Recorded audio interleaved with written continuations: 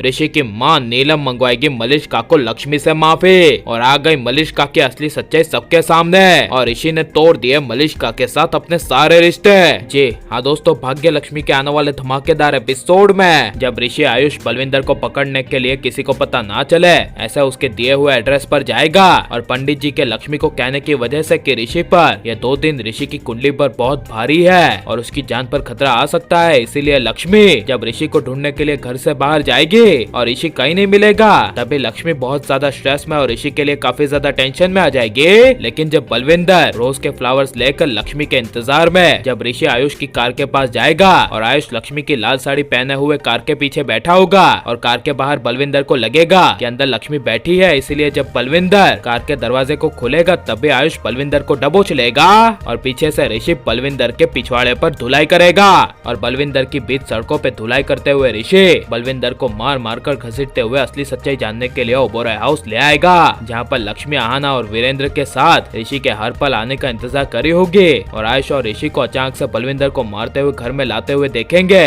तभी लक्ष्मी, आहाना, नीलम, वीरेंद्र सबके होश उड़ जाएंगे और नीलम करिश्मा बुआ ऋषि को कहेगी ये तुम क्या करे हो बलविंदर के साथ, जाने दो इस बलविंदर को, इस गंदे नाले के कीड़े बलविंदर को हमारे घर लाने की क्या जरूरत थी। तब ऋषि कहेगा हमारे घर में से ही कोई है जिसने लक्ष्मी की प्रेगनेंसी के बारे में बलविंदर को इन्फॉर्मेशन दी थी और बेवजह वो हमारे घर में रहकर ही लक्ष्मी को फंसाना चाह रहा है और ये बात सिर्फ बलविंदर को पता है कि वो कौन है और अभी ये अपने मुंह से उगलेगा कि वो कौन था जिसने लक्ष्मी को फंसाया। यह सुनकर नीलम, वीरेंद्र, करिश्मा बुआ को काफी बड़ा शौक लगेगा। लेकिन जब ऋषि बलविंदर को हद से ज्यादा मारने के बावजूद बलविंदर असली सच को नहीं उगलेगा और मलिष्का जब ऋषि के घर अचानक से पहुंचेगी और बलविंदर को खंबे में बंधा हुआ देखेगी और ऋषि मलिष्का के सामने चाकू लेकर बलविंदर के गले पर रखेगा और कहेगा अब बता तुझे लक्ष्मी को फंसाने के लिए किसने कहा था, अगर नहीं बताया तो सच में कसम से तेरी मैं आज गर्दन उड़ा दूंगा। यह सुनकर बलविंदर मलिष्का को अपने सामने देखकर मलिष्का का नाम ले लेगा, जिसे देखकर ऋषि, नीलम, लक्ष्मी, वीरेंद्र एंड करिश्मा बुआ के पैरों तले जमीन खिसक जाएगी और नीलम को बलविंदर की बातों पर विश्वास नहीं होगा, जिस वजह से नीलम उल्टा लक्ष्मी पर ही इल्जाम लगाते हुए कहेगी कि जरूर लक्ष्मी की चाल होगी।